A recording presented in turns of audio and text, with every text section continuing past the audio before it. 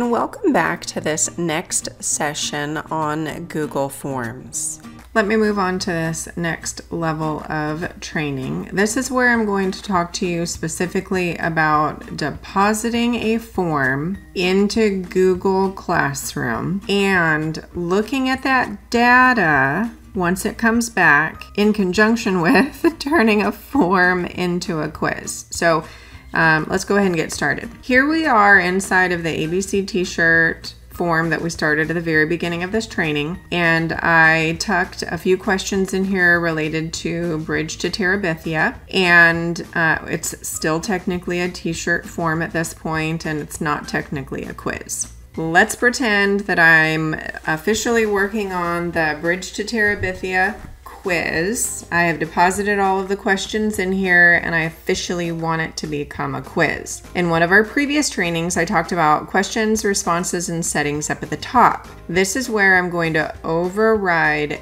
every question inside of this form so that each question is looked upon as a quiz. Right here, question number 1 in the settings, I'm going to tick over to the yes position or the on position. That means every single question inside of the form now has a point value associated with it, and I, the teacher, the author, the designer, I need to establish what the answer is for each one of those questions. Now, the settings have been modified slightly. So right here where it says release grades, that was irrelevant when it wasn't a quiz. Now that it is a quiz, I get to choose whether or not the students receive the grade immediately after they click the submit button, or if I would like to turn that feature on later after I've had a chance to review some of the short answer or long answer responses. So you can choose one or the other. If the students are working on a Chromebook, you, the teacher, can tick this question right here that locks down their ability to open new tabs and perform a Google search to find the answers themselves. This feature is dependent upon the students using Chromebooks only. So if they're using a Lenovo ThinkPad, that would not necessarily be a Chromebook. The device should have a Chrome symbol on it, indicating that it is indeed a Chromebook. If that is a feature that you want to apply, go ahead and tick this into the on position. Your other option, it would be to monitor that assessment using GoGuardian. I'm so sorry, I'm not going to explain that in the training right now. If you have signed into GoGuardian and you've turned on a session while the students are testing, you can evaluate what they have access to in that space. Again, I'm not going to provide training on that. In this space over here, you get to choose the responses for these as well. Do the respondents have an opportunity to see which questions were answered incorrectly? You, the author or designer, determine the answer to that. It's either yes or no. Can the respondents see correct answers after grades are released? It's up to you. You can either tick that into the on or leave it in the off position. Right here where it says point values, do the respondents have an opportunity to see the total points and the points received for each question?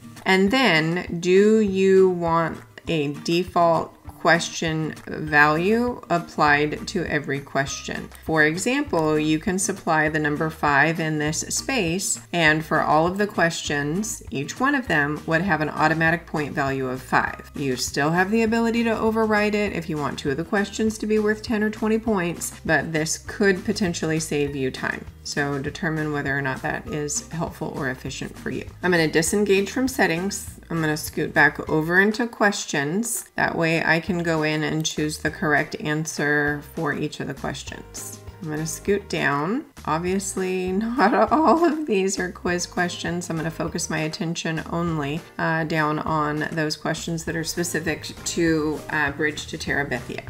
And I'm going to show you what it looks like to supply the answer key. I have selected this particular question. Over here in the bottom left-hand corner, you see 2 things. It says answer key and it says 0 points. I want to click right here on answer key so that I can supply the correct answer and I can note how many points this question is worth. After selecting that, you'll notice how the screen changes a little bit. I'm going to put the number 5 in here, and you might be confused. Like, wait a minute, we were in settings a minute ago and you put the number 5 in there already. Now, here's my hypothesis. When you were in settings earlier, there is the potential that the 5 would apply on new questions, but because this is an existing question, it could not override something that existed here previously. So if you want to make it a quiz, it is probably a good idea that you tick the quiz button very early on in the process if you want something like the automatic point value to appear for every subsequent question. Just a thought to throw out there.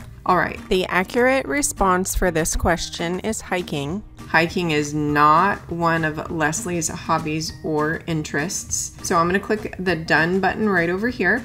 You also have add answer feedback right here. If you wanted to supply some information in here, like, hey, for example, in chapter 10, or chapter 5 or whatever, the author noted, and then if you want to include that specific information to guide the learner, you're more than welcome to do that. I'm going to click cancel for right here. It's optional. It's not necessary for you to do that. So I'm going to click cancel. After choosing cancel, I'm going to click done over here. And then when I scoot into this space, you'll notice how the green check mark appears right here. So as I'm scanning it for review before I supply it to my students, I can just do a quick scan like, oh man, okay, that's right. I have the answer key, I have 4 at 5 points, and I did select the correct answer. Let me scoot down to the next question. I'm gonna do that exact same thing all over again. I'm gonna click one time. After clicking one time, I'm gonna scoot over here to the answer key. A question is worth 5 points, so I'm going to put the number 5 into this space right here. You can either type the number in or you can use the up and down arrows if you want to, whatever you feel is most efficient.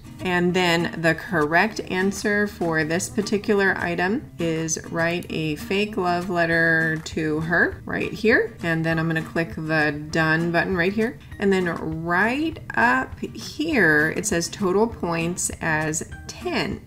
So every time I supply these strategies to a particular question, Google is going to add the total value for me.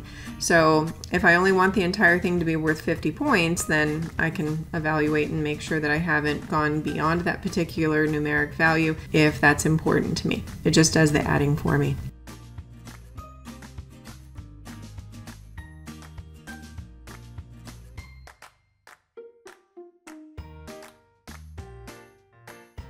When the learner navigates this space as a quiz, Google is going to automatically grade that content for me. It's going to appear live on screen and I can see exactly how each student performed. Let me take you over to that space so you can see what it looks like. Before we look at the data analysis component of a Google form, after students have utilized it as a quiz, let me first step into Google Classroom and show you what it looks like to share a quiz with your students. Here I am inside Google Classroom. I am inside the classwork section. I'm going to click the create button over here. I am creating an assignment. If you scoot down to quiz assignment, it's going to generate a blank Google form with you where you're starting from scratch. I clicked that to show you what it was like, and then right down here it says blank quiz. I'm not going to utilize that pathway for this demonstration because I'm going to utilize a quiz that has already been generated. So I'm going to disengage from this and choose the X over here, and instead I'm going to choose create followed by assignment. In this space, I want to bring in a Google form from Drive. And up here, I have a couple samples that I've opened up. Here's a quiz for 3rd grade, focusing specifically on key standards. And then I'm going to scoot over here to this one, and here's a grammar quiz for 3rd grade. Those are just a few samples that I opened up in order to move into the next phase of this tutorial. Let me scoot back all the way over here. I'm going to pull from Google Drive, and then I want to search for one of those items that I've already designed. Let me click one time for Drive. As a default, Google is going to direct me to recent items that I've already used. It's going to assume, hey, you were probably working on it 2 minutes ago. Let's go ahead and use one of those. My other option is to search My Drive. So utilize whatever pathway you feel is most efficient. Right here, it says 03 Grammar Quiz. I am totally satisfied clicking on that and moving forward. Let me click right here one time on the grammar quiz. I'm going to choose the Insert button located right here. Google is smart enough to know that I'm bringing in a Google form into Google Classroom, and there is a high likelihood that it's a quiz because quiz has already been ticked inside that Google form. You'll notice right here that grade importing is in the on position.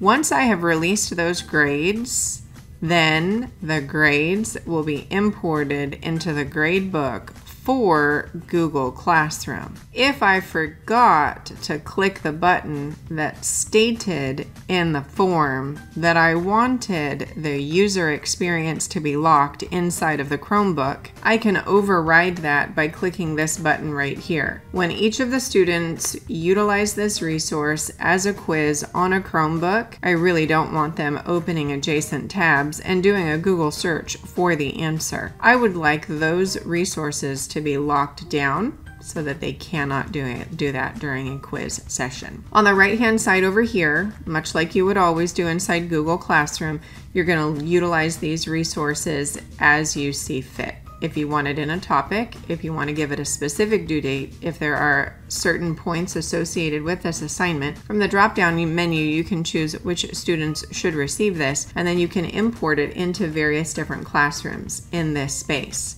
So you can deliver it to periods 1, 2, and 3 math all at the same time. It's up to you how many classes receive this. And as normal, on the right-hand side, you can either assign or save it as a draft. But those things aren't working because I don't have a working title for this assignment. So let me type a title in here. You'll notice how the assign button did turn purple. It's no longer gray because I have a title in here. Instructions like normal. This is not a Google Classroom tutorial. It's a Google Form tutorial, but I am highlighting a few of these characteristics for you. Using the drop-down menu over here, I can schedule it for a later date. I can save it as a draft. I can discard it in total, like oops, just kidding. Or I can also utilize the assign feature. It would be assigned live to my students immediately if I chose the assign button. If it's a quiz, I probably want them to take it in class in a monitored situation. And so I might not assign it right now. It all just depends on what time of day it is that I'm working with. That's all the time that I have for this specific tutorial. When you come back in the next training, I'm going to talk about the data that is yielded on the other end of your students officially taking a quiz of this nature. Thank you so much for joining me for today's video. Please join me for the next one, and have a great day.